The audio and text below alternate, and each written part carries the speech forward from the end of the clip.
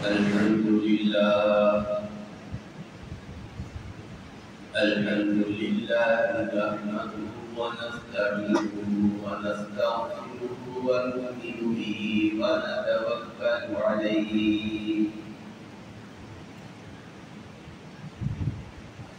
ونعوذ بالله من شرور أنفسنا ومن سيئات أعمالنا من يهده الله فلا مضل له ومن يضلل فلا هادي له ونشهد أن لا إله إلا الله وحده لا شريك له ونشهد أن سيدنا سندنا نبينا ومولانا محمدا عبده ورسوله أما بعد فأعوذ بالله من الشيطان الرجيم بسم الله الرحمن الرحيم لقد من الله على المؤمنين إذ بعث فيهم رسولا صدق الله العظيم وصدق رسوله النبي الكريم ونحن على ذلك لمن الشاكرين والحمد لله رب العالمين. میرے محترم سامعین کرام السلام علیکم ورحمۃ اللہ وبرکاتہ. آپ جانتے ہیں ربیع الاول کا مہینہ چل رہا ہے. مختلف جگہوں پر سیرت النبی کے نام سے محفلیں منعقد ہو رہی ہیں جس میں رسول اکرم صلی اللہ علیہ وسلم کی سیرت کے پہلوؤں کو اجاگر کیا جاتا ہے. اس سے بندے کا ایمان تازہ ہوتا ہے, دین سے نبی سے محبت تازہ ہو جاتی ہے, پھر یہ محبت انسان کے لیے معامل ہو جاتی ہے دین پر چلنے کی. اس لیے آج بھی اس نشست میں ہم نبی کریم صلی اللہ علیہ وسلم کی سیرت کے تین پہلو پر توجہ کریں گے. وہ سیرت کا پہلو یہ ہے کہ اللہ رب العالمین نے رسول اکرم صلی اللہ علیہ وسلم کو جزیرۃ العرب میں مبعوث فرمایا اور جزیرۃ العرب میں بھی مکہ مکرمہ میں پیدا کیا, وہیں آپ کی بعثت رکھی اور اس جگہ پر آپ کو مبعوث کیا گیا. وہ جغرافیائی اعتبار سے دیکھیں وہ ایک جگہ بالکل چٹیل ہے.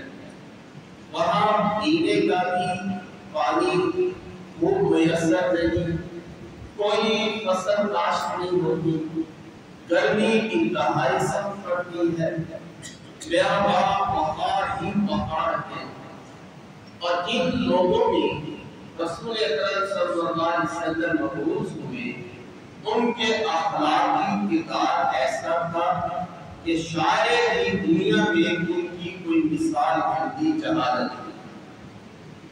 چھوٹی چھوٹی باتوں پر سال لڑائی کرنا, بچیوں کو زندہ تربور کر دینا, پڑھنے لکھنے کا رواج ہی نہیں تھا اور قتل و غارت گری کرنا, ظلم و ستم کا بازار خوب گرم تھا.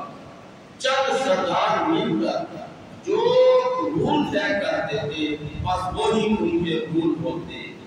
ایسے اجڑ لوگ تھے کہ قرب و جوار کی جو مملکتیں تھیں انہوں نے مکے کی زمین کو کبھی پسندیدہ نہیں سمجھا, لوگوں پر حکومت کرنا پسند نہ سمجھا. رسول اللہ صلی اللہ علیہ وسلم کو اس بیابان جنگل میں اجڑ لوگوں میں اللہ نے مبعوث کر دیا. آخر اس میں کیا کرنا ہے؟ آپ صلی اللہ علیہ وسلم نے کیسے اپنی محنت سے اس بیابان کو گلزار اور گلستان بنا دیا. وہ چند سالوں کی محنت سے ایسے لوگ پیدا کر دیے کہ وہ لوگ ساری دنیا کے سردار مانے جاتے ہیں، ان کے روح آج تک فالو کیے جاتے ہیں۔ یہ نبی کریم صلی اللہ علیہ وسلم کی محنت ہے۔ اب یہاں ذرا غور کرنے کی بات یہ ہے کہ اللہ تعالیٰ نے ایسی زمین کے لیے آپ کا انتخاب کیا، حالانکہ دنیا جہاں میں بڑی بڑی سلطنتیں بھی تھی، ہندوستان بھی تھا، یورپ بھی تھا اور امریکہ جیسے بڑے بڑے ملک بھی تھے، روئے زمین پر آباد تھے، لیکن وہاں پر اللہ نے اپنے پیارے محبوب کو مبعوث نہیں کیا، مکہ المکرمہ میں مبعوث کیا ہے۔ علماء نے فرمایا اس کی بڑی حکمت ہے۔ ایک حکمت یہ ہے کہ مکہ کو اگر جغرافی اعتبار سے دیکھیں یہ زمین کا وسط کہلاتا ہے، اس وجہ سے مکہ کا ایک نام مکہ بھی ہے۔ مکہ کہتے ہیں درمیان، اس کے اطراف میں پانی ہے اور ایک پوری ہوئی سطح ہے جو کہ مکہ المکرمہ کہلاتی ہے۔ یہ ایک اشارہ ہے اس بات کی طرف کہ یہ جیسے دل انسان کا مرکز ہوتا ہے، درمیان میں اطراف میں پانی ہے، درمیان میں لٹکا ہوا جیسے ایک لوتھڑا ہوتا ہے، بس یوں سمجھے مکہ المکرمہ کا بھی جغرافی طور کے اوپر ایسا ہی وجود ہے۔ یہ اشارہ ہے اس بات کی طرف جب تک مکہ المکرمہ کا قیام باقی رہے گا یہ کائنات باقی رہے گی۔ جب مکہ المکرمہ میں بیت اللہ کا قیام ختم ہوا بس دنیا کا بھی وہ آخری دن ہوگا۔ اور ایسے کچھ لوگوں میں اللہ کے نبی کو مبعوث فرمایا، اس کی بھی بڑی حکمت ہے۔ ان میں سے ایک حکمت یہ ہے کہ جس لوگوں میں اللہ کے نبی مبعوث ہوئے ان کی ایک خاص بات یہ تھی، ان کی ایک کوالٹی یہ تھی کہ ان کے اندر جب ماننے کا جذبہ پیدا ہوگا تو وہ 100% مانتے، اور جب انکار کرنے کی بات آتی تو 100% انکار کرتے، درمیان میں کوئی جگہ نہیں تھی۔ چنانچہ رسول اکرم صلی اللہ علیہ وسلم کا جو لوگ ایمان لائے مکہ کی زندگی میں، وہ جب ایمان لائے تو 100% مسلمان، ظالموں نے بڑے ظلم کیے لیکن کوئی شخص بھی ایمان سے نہیں ملا، اور جب انکار کی باری آئی تو جن لوگوں نے آپ کا انکار کیا انہوں نے شدت کے ساتھ انکار کیا، مرتے دم تک انکار کیا۔ اور وہ صحابہ کرام ایسے ہیں جو بعد میں مسلمان ہوئے، اور جب مسلمان ہوئے تو انہوں نے یہ بات کہی، اے اللہ کے نبی جب ہم کافر تھے سب سے زیادہ نفرت آپ کے اور آپ کے قبیلے سے، اور اب ہم مسلمان ہوئے ہیں تو سب سے زیادہ محبت ہمیں آپ سے ہے اور آپ کے خاندان اور قبیلوں کے ساتھ ہے۔ تو ان کے اندر ایک کوالٹی تھی، یا ماننا ہے تو 100%، نہیں ماننا تو 100%۔ پاور اور ڈٹرمنیشن یہ ان لوگوں میں پائی جاتی ہے۔ اللہ کے نبی صلی اللہ علیہ وسلم کو ایسے ہی ساتھیوں کی ضرورت تھی کہ جب وہ ایمان لائے تو پختہ ہو گئے اور پھر ان کے اندر لرزش نہ آئے۔ چنانچہ اس لیے ساری دنیا سے ان کچھ لوگوں کو اللہ نے منتخب کیا کہ ان کے اندر میں اپنا نبی بھیجوں، کیونکہ یہ لوگ بڑے پاورفل ہیں اپنی ہاں میں اور اپنی نہ میں۔ اور دوسری بات یہ تھی ان لوگوں میں جہاں بڑے فسادات تھے، بڑی اخلاقی کمزوریاں تھیں، ان میں سے ایک ان کا ایک فضیلت ان کی یہ تھی کہ وہ لوگ اتنا پڑھنا نہیں جانتے تھے، وہ لوگ جو کچھ کرتے تھے دماغ میں یاد رکھتے تھے۔ چنانچہ ان لوگوں کو اپنے نسب نامے 20 پشتوں تک یاد ہوتے۔ نسب نامے تو بڑی عزت والی چیز تھی، وہ اپنے گھوڑوں کے بھی نسل نامے یاد رکھتے، میرے پاس یہ گھوڑا ہے، مجھ سے پہلے فلاں بن فلاں کے پاس تھا، اس سے پہلے فلاں بن فلاں کے پاس تھا، ایسے اس کی پیڑھیاں بھی یاد ہوتی، اور جب یاد کرنے کی بات آتی تو سو شعر ایک مجلس میں یاد کر لیتے۔ آپ صلی اللہ علیہ وسلم کو ایسے لوگوں کی ضرورت تھی کہ جن کا حافظہ تیز ہو اور وہ وحی الہی کو محفوظ کر سکے، اور وہ وحی الہی کو وہ اپنے دماغوں پر محفوظ کر کے آگے لوگوں تک پہنچا سکے۔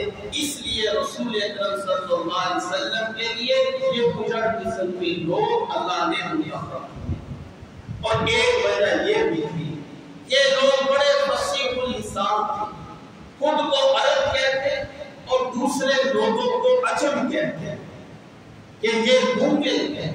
عرب کو عرب اس لیے کہا جاتا ہے، یہ ما فی ضمیر کو بہترین انداز میں بیان کر سکتے ہیں، اس لیے کہ عرب کے اندر، عربی کے اندر ایک ایک لفظ کے لیے اپنا اپنا محل پر مقام ہوتا ہے۔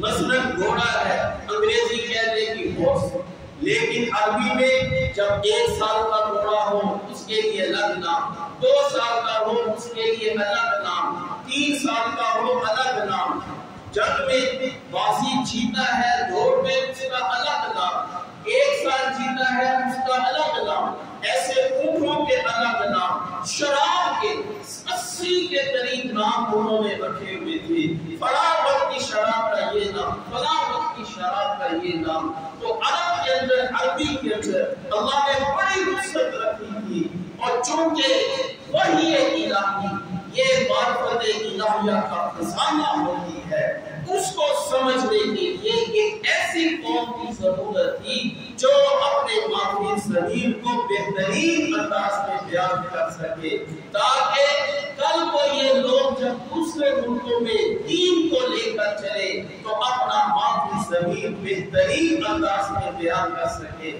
اس لیے اللہ رب العالمین نے ان اجڑ قسم کے لوگوں کو چنا اور ان کے اندر اپنا نبی بھیجا، اور پھر آپ صلی اللہ علیہ وسلم نے ایسے اجڑ قسم کے لوگوں کے اندر جو دین کو پھیلایا، یہ بھی نبی اکرم صلی اللہ علیہ وسلم کا موثر ہے۔ کائنات میں ایسی مثال نہ پہلے ملی نہ بعد میں ملی۔ اتنے سخت دل جان لوگوں کے اوپر نبی کریم صلی اللہ علیہ وسلم نے ان کو کیسے فتح کیا؟ اپنے کریمانہ اخلاق سے ان کو متاثر کیا۔ یہ ہے نبی علیہ السلام کا معجزہ۔ آپ کے اخلاق ایسے کریمانہ تھے کہ ان کا بچہ آپ کی عصمت کا قائل تھا اور آپ کی عزت کرتے تھے، یہاں تک کہ نبی کریم صلی اللہ علیہ وسلم نے جب نبوت کا دعویٰ کیا، آپ نے جو دلیل پیش کی، فرمایا فَقَدْ لَبِثْتُ فِيكُمْ عُمْرًا مِّن قَبْلِ أَفَلَا تَعْقِلُونَ، میں تمہارے اندر ایک زمانہ رہا ہوں، 40 سال کا اکثر رہا ہوں، تم میرے اخلاق و کردار کو جانتے ہو، تم لوگ یہ بھی کہتے ہو ہماری آنکھیں چوپ ہو سکتی ہے، آپ کی زبان سے جھوٹ نہیں نکل سکتا، ایسے لوگ بھی تھے۔ آپ صلی اللہ علیہ وسلم چاہتے تو ان کو نبوت کے دعوے سے پہلے ایسے بھی اپنا نتیجہ بنا سکتے تھے، اور ہم مل کر اس ملک کو، اس عرب کی زمین کو ہم معاشی طور پر مستحکم کرتے، ہم یہاں کا معاشی کا انتظام کرتے، ہم تمہاری معیشت کو مضبوط کرتے۔ اگر اللہ کے نبی اس دعوے کو لے کر ہوتے، کوئی بھی آپ کا مخالف نہ ہوتا، لیکن قربان چاہیے اللہ کے نبی صلی اللہ علیہ وسلم کا، آپ نے ان کو نتیجہ مال و دولت حکومت کے اوپر نہیں بنایا، آپ نے ان کے اندر کلمہ توحید کی دعوت رکھی۔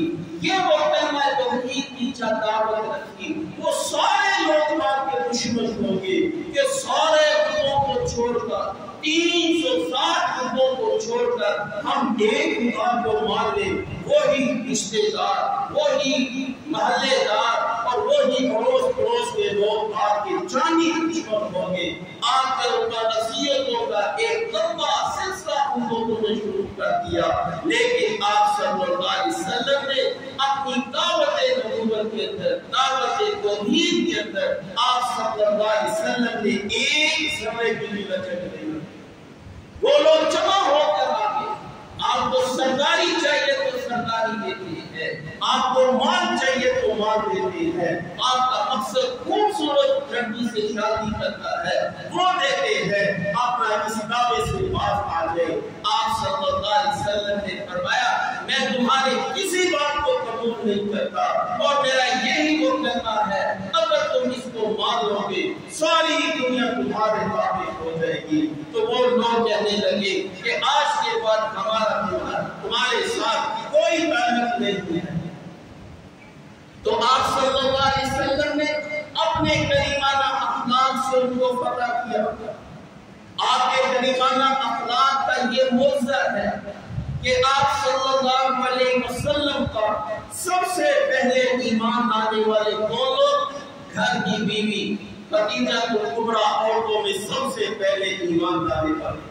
حالانکہ عورت انسان کی ساری خفیہ باتوں کو جانتی ہے. عورت کبھی اپنے میاں کی جو ہے وہ اس کی عظمت کی قائل نہیں ہوتی. آپ کے کریمانہ اخلاق اتنے اعلیٰ کہ آپ کی بیوی سب سے پہلے ایمان لانے والی, وہ اندر کی باتوں کو جاننے والی ہے, باہر کی باتوں کو جاننے والے. آپ کے سب سے زیادہ لنگوٹیا دوست وہ ابو بکر صدیق ہے جو سب سے پہلے ایمان لائے. حالانکہ دوست اپنے یار کی ایک ایک بات کو جانتا ہے. اگر اس کے دعوے میں ذرا سا بھی کوئی نرمی ہو, کوئی خرابی ہوگی تو وہ دوست اس پر کبھی ایمان نہ لاتا. ابو بکر صدیق رضی اللہ تعالیٰ عنہ سب سے پہلے ایمان لائے. یہ بھی آپ کے اعلیٰ اخلاق کی سب سے بڑی دلیل ہے. اور یہ بچوں میں حضرت علی, خادموں میں زید. حالانکہ خادم گھر کا یہ گھر کی بھیدوں کو سب واقف ہوتا ہے اور آپ صلی اللہ علیہ وسلم پر گھر کے بچے اور ملازم سب سے پہلے ایمان لے کر آنے والے ہیں. یہ آپ صلی اللہ علیہ وسلم کے اخلاق کا ایک معجزہ ہے. کوئی بھی شخص دنیا میں ایسا نہیں ہے کہ جس کی اندر اور باہر کی زندگی میں کھلی کتاب ہو, جو چاہے لے سکے. ہم اپنے گھر کے بچوں کو کہتے ہیں گھر کی باتیں باہر مت کرو. کیوں کہتے ہیں؟ اس لیے کہ وہ ایک عیب والی زندگی ہوتی ہے. اپنے گھر کے مسائل اور عیب لوگوں کا مطلع نہ ہو جائے.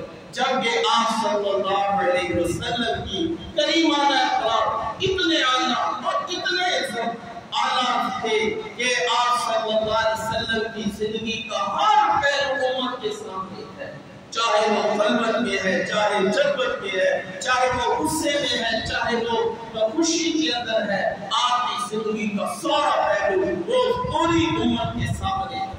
یہ آپ صلی اللہ علیہ وسلم کے کریمانہ اخلاق تھے کہ ان کریمانہ اخلاق سے آپ نے اجڑ قوم کے اوپر محنت کی. مکہ میں 13 سال محنت کی, مدینہ میں 10 سال کی محنت کی. ٹوٹل آپ کی محنت کا زمانہ 23 سال ہوا.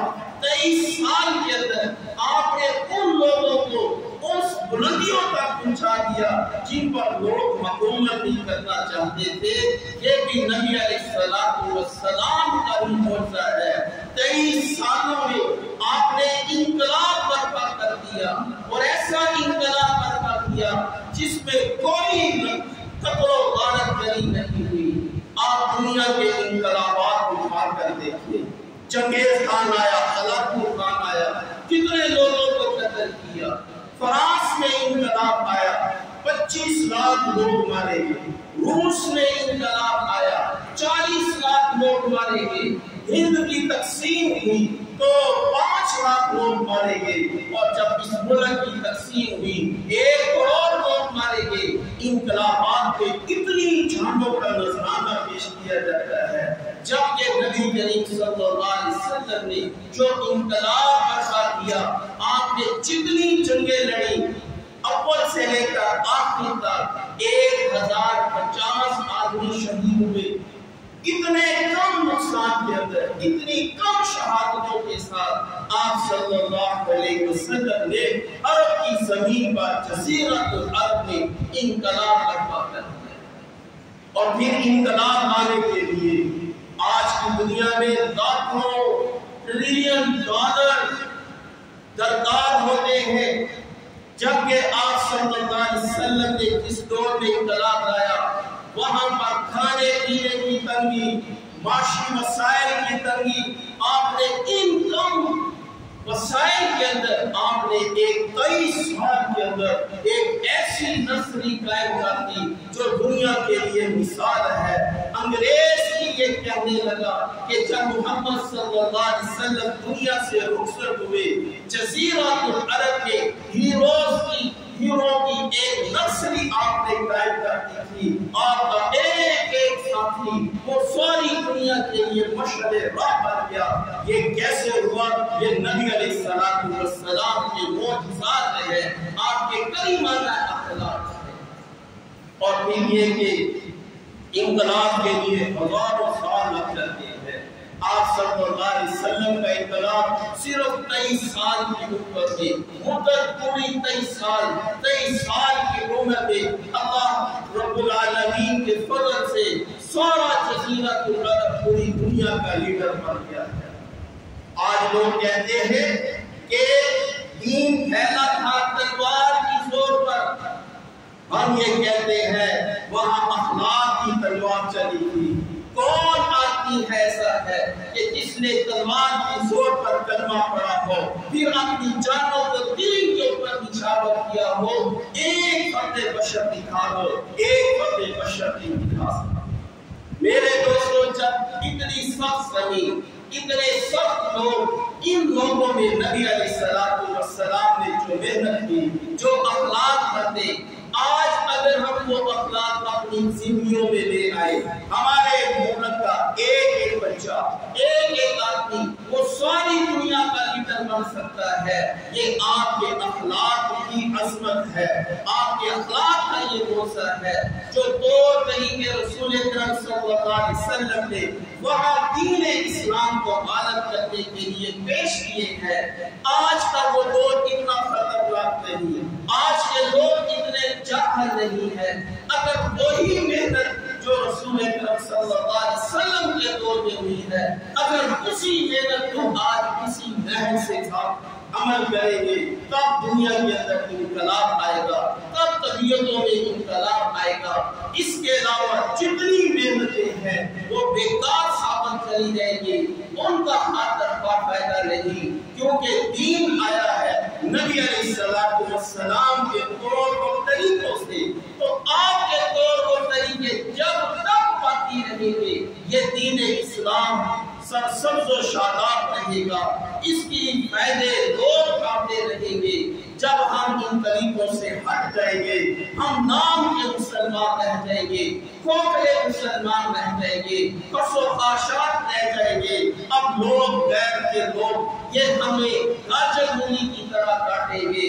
آپ صلی اللہ علیہ وسلم کا وہ فرمان پورا ہوا جو آپ نے فرمایا، تم سمندر کی جھاگ کے برابر ہوگے اور لوگ تمہیں قتل و غارت کرنے کے لیے ایسے دعوتیں دیں گے جیسا کہ تم دسترخوان پر لوگوں کو بلاتے ہو، ایسے وہ ایک دوسرے کو دعوت دیں گے، مسلمانوں کو ہلاک کرنے کے۔ آج دیکھ لیں فلسطین کے اوپر مسلمان تباہ و برباد ہو رہے ہیں، کوئی اسلامی ملک ان کی آواز نہیں کر رہا۔ کیوں نہیں کر رہا؟ آج ہم کھوکھلے مسلمان ہو گئے ہیں۔ میرے بھائیوں، آج کی صبح کے درس میں یہ بات کہی، قبر آخرت میں یہ زبان کام نہیں کرے گی، انسان کے اندر کے اعمال بولے گی۔ جس شخص نے اپنا رب اللہ کو بنایا، کاروبار کو رب نہیں بنایا، مال و دولت کو رب نہیں بنایا، اس نے اللہ کو رب بنایا، وہ قبر میں کہے گا ربی اللہ، میرا رب اللہ ہے۔ جس کا عقیدہ رب کے اوپر ہوگا وہ مال کی خاطر کبھی جھوٹ نہیں بولے گا، وہ مال کی خاطر نماز نہیں چھوڑے گا، وہ بہنوں کا حصہ کبھی نہیں کھائے گا، وہ سمجھے گا کہ مال نہیں مانگتا، پالے والی ذات ایک اللہ کی ذات ہے۔ اور جس شخص نے ایمان کے بعد اپنا طرز عمل رسول اکرم صلی اللہ علیہ وسلم کی زندگی کو اپنایا، کیسے کھانا کھایا، کیسے پانی پیا، کیسے کپڑے بدلتے تھے، کیسے اتارتے تھے، واش روم میں کیسے جاتے، مسجد میں کیسے آتے، آپ کی زندگی کے ساری صورتیں جس شخص نے سنت سمجھ کر ان چیزوں کو اپنایا، وہ قبر میں کہہ دے گا کہ میرے نبی محمد صلی اللہ علیہ وسلم ہے۔ جس نے اپنے کاروبار میں اللہ کے حکموں کو نافذ کیا، وہ یہ کہہ دے گا میرا دین دین اسلام ہے۔ یہ ساری باتیں جو آج ہم کر رہے ہیں، یہ نہ سمجھے یہ ہوا ہو رہی ہے، یہ مٹی ہو رہی ہے، یہ دن گزر رہے ہیں، یہ سب اعمال نامے کے اندر ثبت ہو رہا ہے، لکھا جا رہا ہے، اور یہی وہ عمل اعمال ہوں گے جو ہمیں قبر میں سامنے آئیں گے اور جو ہمیں حشر کے سامنے آئیں گے۔ اس لیے میرے بھائیوں بزرگوں دوستوں، یہ تقریروں کا وقت گزر چکا ہے، لچھے دار تقریریں روز کا وقت گزر چکا ہے، اب تو عمل کی باری ہے۔ جس نے عمل کیا بس وہ کامیاب ہے۔ وقت بڑی تیزی سے گزر رہا ہے، حالات بڑی تیزی سے پلٹا کھاتے ہیں، سال ایسے گزر رہا ہے جیسے مہینہ ایسے گزرتا ہے، جیسے ہفتہ ایسے گزرتا ہے، جیسا کہ ایک دن ہے، آج جمعہ پڑا تو کل پھر پتہ چلتا ہے اتنی تیزی سے جمعہ گیا۔ میرے بھائیوں، وہ بڑی تیزی سے گزر رہا ہے۔ اگر اپنے آپ کو بچانا ہے تو سنت رسول سے اپنے آپ کو وابستہ کرو، یہ واحد نجات کا ذریعہ ہے۔ یہ نوح علیہ السلام کی کشتی ہے سنت رسول، جس نے اس کشتی میں آج کے دور میں سوار ہونا ہے، نجات پانی ہے، وہ سنت رسول سے وابستہ ہو جائے۔ یہی تو آخری آس ہے، آخری کرن ہے ہماری بیماریوں کے لیے، ہماری پریشانیوں کے لیے، ہماری جملہ تمام دنیا کی پریشانی کے لیے، آخرت کی نجات کے لیے، کہ ہم اپنے آپ کو سنت رسول سے راستہ کر لیں۔ یہ حالات کی تنگی، یہ حکمرانوں کا ظالم ہونا، یہ معیشت کا کام ہونا، یہ کیوں آ رہا ہے؟ وَلَنُذِيقَنَّهُم مِّنَ الْعَذَابِ الْأَدْنَىٰ دُونَ الْعَذَابِ الْأَكْبَرِ لَعَلَّهُمْ يَرْجِعُونَ۔ یہ اس لیے ہے، یہ حالات کی تنگی لَعَلَّهُمْ يَرْجِعُونَ، اللہ کی طرف لوٹ جاؤ، یہ اللہ کی طرف لوٹ جاؤ۔ یہ ساری دین کا حاصل آج کا یہ ہے، ہم اپنا رخ تیز کر لیں، اپنی کاروبار کو دین کے مطابق کر لیں، اپنی معاشرت کو سنت کے مطابق کر لیں۔ میرے بھائیوں، کامیابی اسی کے اندر ہے، اس سے ہٹ کر چلیں گے کبھی کامیاب نہیں ہوں گے۔ اللہ سے دعا ہے کہ اللہ میری باتوں پر عمل کی توفیق